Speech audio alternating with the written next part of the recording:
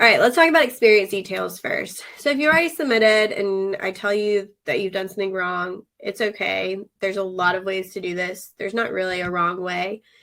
And you can't, after you submit, go back and edit any of your experience details. You can add new ones, but you won't be able to edit anything that's already been submitted. So for experience details, each experience, you will be able to describe it. You can use bullets or paragraphs. Either one is fine. Whichever you choose, just be consistent with it.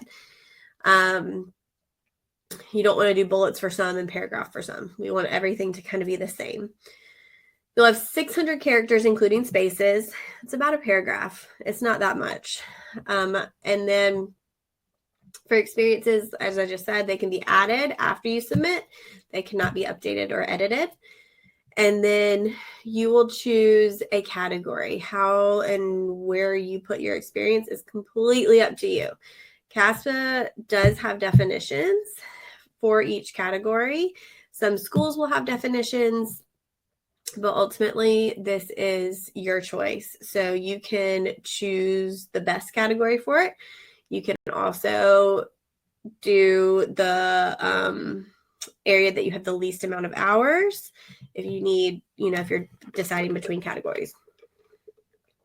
Allie makes a very good point. This is very important. If you have already submitted and you go back in and you want to add an experience, you need to finish everything that time that you're in there, because if you do start it, you won't be able to edit it again. Like, it's done and you won't be able to go back in. So that is true. That's like a weird glitch. I feel like they should fix that. And yes, it's 600 characters per experience. So you can split your experience into multiple categories, but you cannot use the same hours for multiple categories on anywhere on your application. So like if you work as a medical assistant with a PA and you want to use some of those hours for shadowing, you can subtract those out, but you cannot put them in two categories. Same thing like with if you were part of a club and you were also an officer and you want to use leadership for that, you can't put it as an extracurricular and leadership and use those exact same hours. You need to subtract out and separate the ones that you're using. And I highly recommend reading through the CASPA FAQ experience section. If you have the workbook, go through the experience section and kind of read through all of that. Abby asked how many experiences should I include? And that's an interesting question. There's not a set number. Someone told me this year, and I haven't gone in and actually tested this because I've put in a bunch of information, that you can only put in a max number of 15 experiences. I don't know if that's true or not yet. So, you want to choose your best experiences, the ones that are the most meaningful, that you have the most hours, that you've been the most consistent with, versus, let's say you have a bunch of like 1 or 2 hour volunteer experiences. If you have things that you've done that are more significant, I would highlight those first. All right. So these are the experience types. And again, these are outlined and defined on CASPA. If you have something for all of them, like that you can put in each one, that's great.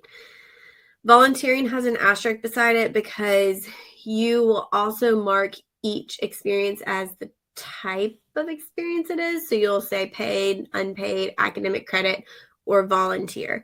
So that's really the only way that you can somewhat double dip. Like if you volunteer in a hospital as a patient transporter, or you're taking flowers to patients, whatever, you can put that as healthcare experience and then mark it as volunteer to show that wasn't a paid thing, so that then you kind of get credit for both volunteer and healthcare experience. Okay, so I'm seeing a few questions come up as far as like what counts as what, and it's a little bit hard to say, but one person said, can we use training employees as leadership? So the one thing I'll say about your experiences is sometimes, yes, for that example, you need to have a supervisor or someone who can vouch for what you're doing. So if it's something that you just did to be kind, like helping out a coworker, and it wasn't something actually like assigned to you or official, and you don't have a supervisor that you can put to kind of show that that was something like a role you had, then I would not put that. If it's something that was official that somebody asked you to do, like you are the lead MA, you're in charge of training, then yes, I would put that under leadership, and again, subtract those hours out. I just showed here, we're not going to get too much into this because it makes people mad. These are the different definitions for patient care and healthcare experience on CASPA. And again, these are CASPA's definitions. These are not the school's definitions. So CASPA they did this a few years ago, and everybody freaks out every year. They put some CNAs, because it's here too, in medical assistant under healthcare experience, not patient care experience. Where you put an experience and what you're categorizing it as depends on what you're doing, not the title. You can be a medical assistant who sits at a computer and scans things all day and does prior auths, and that would be healthcare experience. You can also be a medical assistant like the ones that work with us, who are rooming patients, taking a full history, doing the complete chart in the room, helping with surgeries. I numb my own patients, but some of our MAs numb patients, doing suture removals, calling patients about medications, instructing them. Our MAs are extremely hands-on when it comes to patient care, and I would not put that under healthcare experience. So you decide based on what you're doing, where your experience goes. So like when you message me, you say, hey, I'm an XYZ, what kind of experience is that? I'm always going to say, well, what do you do? What is your actual role? What are your responsibilities? Because that's the way that we tell where an experience goes. So don't freak out about this. And anything the schools say trumps anything that CASPA says. So schools, anything that I say, anything the school says is key. Like that is what you want to go by first and foremost. All right. So we're going to get into some structure of like what I'm looking for in details. So we do edit experience details and supplementals. And when we're editing, this is what we're kind of looking for. These are short. I think of each of your experience details as a mini personal statement, where this is your chance to really just explain what you did, show that what you were doing fits whatever category you put it in. They should always match up. And then show what you learned from that experience. What's the purpose? Why was this meaningful to you becoming a PA? If there is any specific context or background that you can share, I think that's helpful. Like if you work with a specific population, if you're working with pediatric patients or geriatric patients, or like I worked as a CNA at a rehab hospital and we had a neuro unit. And so that was very interesting because I was working a lot of the time with specifically patients who had like brain injury, and that was just a very specific population. So you could talk about that if it is relevant. And then what your roles and responsibilities were. This can be a little bit general. And then that lesson learned, what was the purpose? What are you taking away from this experience that you'll move forward with into PA school or into your job as a PA? So let's get into some examples, yeah? I'm going to see what it looks like if I wanted to write on this. Let's just look. It might be too light. Let me see. Okay, there we go. Can I clear it? Does that cover up what it says? Maybe. I don't know. So this was somebody who was doing healthcare experience, and they said that they were an intern and CNA intern. So I'm assuming this was like kind of during training at a hospital. This one's a little bit long. It's 723 characters. So we're going to need to cut something somewhere. But what I'm going to be looking for in this is, do I understand what they did and what they learned? And does it support the category that they have chosen to put it in? Sometimes when I'm editing experience details, somebody will categorize something as patient care experience, and after reading it, I feel like it is not. It's more like healthcare experience. And on the flip side, somebody will describe a healthcare experience, and I feel like it's patient care experience from what they've said.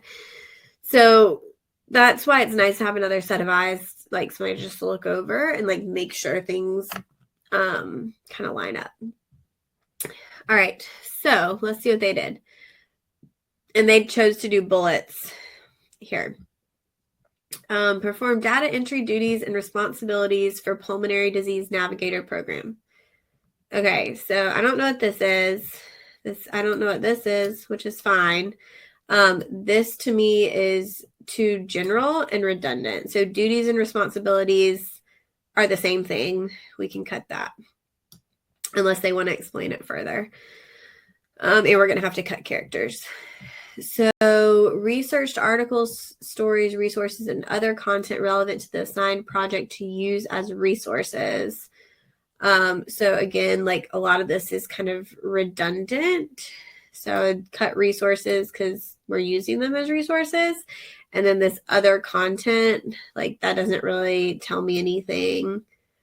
So I'd probably say research articles and stories relevant to the assigned project. Something like that. I'm not exactly sure like what this means. So I would want more clarification about like what does that mean? And y'all can let me know in the chat like what y'all's thoughts are as we go through this too. Observe various medical procedures and duties such as bronchoscopies and pulmonary function testing in the OR, NICU, and in labor and delivery. Interesting. When we're talking about abbreviations in experience details, you can be a little bit more liberal with your abbreviation use. If something is common, like OR, NICU, this is totally fine. And I would probably already like go ahead and make this L&D, like we know what you're talking about, just to save on characters. So that's interesting because this sounds more like kind of a shadowing role. So this is, yeah, that's kind of interesting.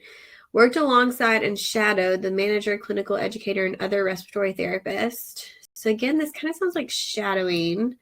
Preserve the confidentiality of patients' protected health information in accordance with HIPAA. Great. So this tells me something they learned, which is a good thing to know before going into medicine. Gain knowledge about various respiratory conditions and pharmacology. Okay, this is one to be a little careful with. So like if I see a lot of experiences that will say, I've seen ones that said like, learned how to perform open heart surgery. And I'm like, really? From watching like one person do it? Okay. So just be careful about kind of how you phrase things, like, and think about the purpose of why you're there. So like if you're there in a healthcare or patient care role, you're learning about interacting with patients and medicine. You're not really there to gain knowledge about a specific specialty, and you're really, any knowledge you're gaining is really just kind of from observing. It's not necessarily actually learning that process, like you're more observing it. So I'm a little like, that to me is a little bit of a red flag that I tend to encourage people to stay away from, just because it can get a little bit like out of scope. So I would probably just take that out. Obtained a deeper level of understanding on patient care using a multidisciplinary approach and advocacy. So I like this. Like this is more of that lesson that I'm looking for. If we could, say something specific about how that will help you in the future as a PA, that would be a good thing to add if space allows. So, all right. How do we feel about that one? Good, bad, not good? I don't know. All right, moving on to this one is a volunteer in a community outreach open store volunteer. This one's only 310 characters. So one thing I thought was interesting about this one is it was like, and I really haven't ever seen this before, it was a mix of bullets and not bullets, like bullets and not bullets. I don't like that. I would, you got to choose one or the other. Like formatting wise, that's just going to look weird in CASPA. And we want to make things easy on your reader.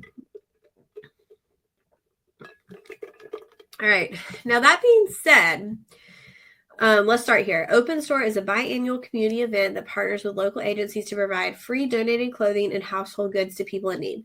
Love this context. Like, this is great. So many people, like, don't give me any context at all about what they're talking about or what they're involved with.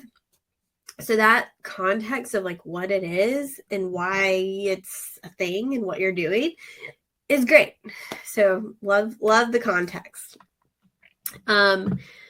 Assist, I'll take that out, in sorting donations and running children's activity stations. Okay. Operates the Latino ministry table and acts as an interpreter for Spanish speaking visitors. So this is great because it gives me some background and tells me that this person is bilingual. So that's great. There's a lot of room here. So we're using 300 characters. We have about 300 left. What else could we learn here? We could have this person tell us why this was important to them and why this was meaningful to them. Yes, I would put either everything in bullet points or everything in paragraph style. We'll get to some paragraph ones after this. I think the rest are. But I would want to know, like, you know, why they're doing this, if this was something that they were involved with, and kind of what they learned maybe about their community from it, what they took away from that event as somebody volunteering. There's a lot of things we could add here. I think the roles are good, the context is good, but that lesson is missing here. All right. Moving on to tutoring experience, which I would put this under teaching. There's a lot of different, you know, it depends. You could do volunteering. The teaching ones get in like mentoring, where you can kind of choose your category a little bit more. So this one's 598 characters. So right at that 600. And let's read it together. So this is more of a paragraph one. I tutored an immigrant woman with no educational background in GED, language arts, and science. Okay, interesting. That gives us some context. I delivered a comprehensive introductory education. Education by creating study plans tailored to her needs and advancing her test-taking strategies. Based on her assessments, I identified her weaknesses and developed strategies to overcome them. This is very well written. Like, I really like this. Wait, this is written so far. I tailored my teaching method to her learning method by simplifying complex topics. These skills will be helpful in collaborative learning and educating patients about their health as a future PA student and PA. Okay, so we have like everything here. We have context, what they were doing, and a lesson. In 2024, I will have gained X more hours for PA school. Okay, so a lot of good things here. I really like how all this is written, like A+, written very well. This is something interesting you can do. So CASPA does not let you project hours. You can't enter how many, like in the hours part, you think you'll have by a certain amount of time. You can only do it up to when you submit what the current number of hours are. So if a school wants a certain number of hours, or you want to let them know that you are on track, one way to do that is in your description. I would probably make this more specific and say, like, I'm not going to try to write on here, by by January 2024, I will have gained, 100 more hours. And you don't even have to put the like for PA school part, because that's given. So you can indicate in there how many more hours you plan to have. If a school requires a certain number of hours by matriculation, that can be helpful so that they're not having to reach out to you. So I had a school that I had applied to that required 1,000 hours of patient care experience. At the time I submitted my application, I only had 250 hours. And so they actually reached out and emailed me and said, hey, will you have 1,000 hours by this date? I would not. So I said no. And then they rejected me. But, that would save them from having to reach out to me if I kind of already told them that ahead of time. Okay, if you'll have over the minimum amount of experience hours by when you submit, are the future hours redundant? If you meet all the minimums, then you may not need to really indicate that. But if that's a weakness or something that you're working towards, then I definitely would. All right. So this is a non-healthcare experience, which one of the big questions I've been getting this cycle is, should non-healthcare experience be included on your application? And yes, it should. You're going to learn something from these experiences. I mean, if you worked at a gas station for 1 week, I wouldn't put that. Like, I did actually see that on an application. That's going to raise more questions than be helpful. But if you especially held like a job, like this says American Eagle ambassador and cash register person. If you held this job while you were in school, and it was something where you were having to manage your time and kind of you can show that, then absolutely include it and emphasize those strengths. Okay. So let's see what they said. So worked on the sales floor and this one's at 615 characters. So we'll have to cut a little bit here. Okay. Worked on the sales floor to provide the best customer service by communicating with customers to help tailor their experiences to their personal needs. Dealt with unsatisfied customers who are upset with the clothing products and worked to diffuse the situation and come up with a plan to support the customer. So these are very similar things to what you're going to do in medicine. There's absolutely a customer service aspect to working in medicine. Learn the skills necessary to run the cash register by handling money, entering discounts, and opening reward accounts and store credit cards. Also learn the importance of setting goals for the team to reach our store standards and work together to sell items and provide a welcoming environment. So this is a great overview of what this person did. I think they could potentially I think we all kind of know, like, if you work at American Eagle, like what you're doing a little bit, So I think you could shorten these roles and responsibilities to try to add in that kind of like connection to what you think you learned, like communication skills, time management skills, any specific strengths that you think came from this would be good to emphasize, just to kind of throw in there if room allowed. So if you could shorten a little bit of that, might be helpful. But overall, I think this is written very well. Is it looked at negatively if there are certain experience categories left blank on CASPA? Not necessarily, and that's going to be school dependent. Some schools are going to look at things, want certain things to be filled in, and other ones are not. Okay, so someone said, what if the manager or contact person does not work there anymore? That's something else that you can put in your description if you need to.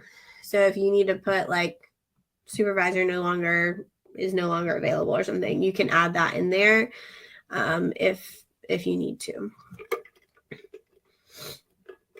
All right, we're getting into shadowing. So this person shadowed at a family medicine clinic. I changed the name of the person they shadowed. I've never seen, isn't this a movie, Joe Dirt? I don't know why that was the first name that came to my head. I've never seen that, but that's what we went with today. So this one is 598 characters, or it was before I changed the name. Okay, I shadowed Joe Dirt, PAC, a family medicine PA at PIH Health on 3 separate occasions. On average, Joe saw daily, that's confusing, 25 patients from different cultural backgrounds and distinct age groups. Okay, that's good context. Before patient contact, I saw how Joe looked at pertinent medical history, medication compliance, and overdue preventative care. Joe's vast knowledge from having worked in previous specialties allowed him to create a clear plan for each patient. I saw how Joe understood when his scope of practice as a family medicine PA was limited and therefore referred patients to appropriate areas of care. Okay, so a couple of things about shadowing is think about the goal of shadowing, which is to learn about the PA profession. This description does a really good job of focusing on that, I think, and showing what they learned about PAs and seeing what this PA did. In your shadowing experiences, if you are with the same person, all of that should be grouped together under one listing. If you shadowed multiple people, even at the same place, I would list them separately. I would put all virtual shadowing under one listing and not list those all out separately. They're going to take up way too much space on your application and overshadow your actual shadowing. So this was overall good. Things I would be looking to see maybe from other shadowing would be a focus or kind of seeing like the teamwork aspect of being a PA, how PAs work in collaboration with doctors, emphasizing that part of the role as well. But yeah, I think this is a good start and an overall a good experience, especially for shadowing. Okay, so here is a leadership example. So this is youth leader at church community, which I think I saw somebody ask, like, should I not put like anything religious on my application? Ultimately, it's up to you. A lot of my experience came from being involved with my campus ministry in college. And I guess my mindset was like, if a school saw that on my application and didn't want me because of it, I probably didn't want to go there. So yeah, because a lot of my like volunteering and leadership was through Wesley Foundation at UGA. So ultimately up to you. But I don't see that as a downside or anything that should keep you from including it on your application. So let's see what they said. I volunteered at my church community as a youth leader for 6 years. So this is good because that shows a lot of commitment. And I think sometimes, even if you don't do something super often, even if it's like once a month or quarterly or whatever, if you do it regularly for this amount of time, like that's a big deal. That shows a lot of commitment. And that's something that I think schools recognize and notice too. Every school year, each leader gets assigned to a specific grade of students. This is not a very helpful sentence. I would not put that. Instead, I would put something about like what ages this person worked with. So like, I worked with middle schoolers or I worked with high schoolers or whatever that means. Along with other leaders, I was responsible to prepare weekly lessons and group activities, plan annual events, and attend general meetings. That's a lot as a volunteer. Then every Sunday I shared, so you don't really need transitions as much in your experience details because that also saves on characters. Every Sunday I shared lesson plans and led activities in a small group after service. In addition, I was in charge of ensuring student safety. So that's a good, showing responsibility. Therefore, I made sure only approved guardians pick. So like there's some weird like grammar stuff. So like that should be picked up. And like up here, it was a little funny. Picked up children after class. I also interacted with parents to keep abreast of students' needs and interests. Okay, so if we're doing this as leadership, I do think this fits under leadership. I think we could have just like a little bit more focus on the leader part. Like part of this sounds just kind of like volunteering. So I'd probably try to tailor it a little bit more to focus on kind of these responsibilities, and then what you learned about leadership. So I learned, you know, how to communicate with parents, which is a big thing as a PA and definitely something you'll have to do, and a good thing to learn ahead of time. So that's something you could talk about. Again, time management, especially if you were doing this while going to school or working or doing other things, you can kind of point that out so that the reader knows that. And so that's an important thing to include as well.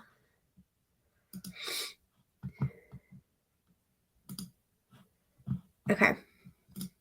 So this is a research experience description that is 549 characters from somebody who did undergraduate research. Okay. And then we're moving on to supplementals. Okay, this research uses medicinal chemistry techniques to discover compounds that are biologically active against beta-lactamase, an enzyme that produces antibiotic resistance by breaking the antibiotic structure. Whoa. Okay, that's a lot. That is some context. I would probably simplify that just a little bit to make sure that it's clear what people are doing, like you're actually doing. Through this research, I advanced my knowledge in silico workflow by ligand-based screening, molecular docking, and consensus scoring to identify predicted hit compounds. I'll be honest, none of that's going to help you in PA school. Not at all. Not at all. Once identifying a potential active site, I would assist in purchasing the compound, and graduate students would perform rapid assaying of the predicted hits in vitro. Okay, someone here probably understands this. It's not me. I don't understand this. I don't really know what this person's talking about. From reading this, I have no idea what you actually did, to be perfectly honest. So, I would, you know, in this case, and like same thing if you work in a specific specialty, like dumb it down for your reader. If they don't have this type of background, you want them to still be able to understand what you did. So I would, you know, make it very clear what your role was, but this, like, I really need to know why this matters for PA school and what you learn, what's going to help you moving forward. It's written fine, I guess, I think, but again, like, I just don't really know what it's talking about. So I never did research. I took, you know, all the prereqs and all that, but we just need to make this a little bit more straightforward for your reader. All right, we're going to turn that off and we're moving on. I know y'all have lots of questions. Sorry, but we're going to keep going right now.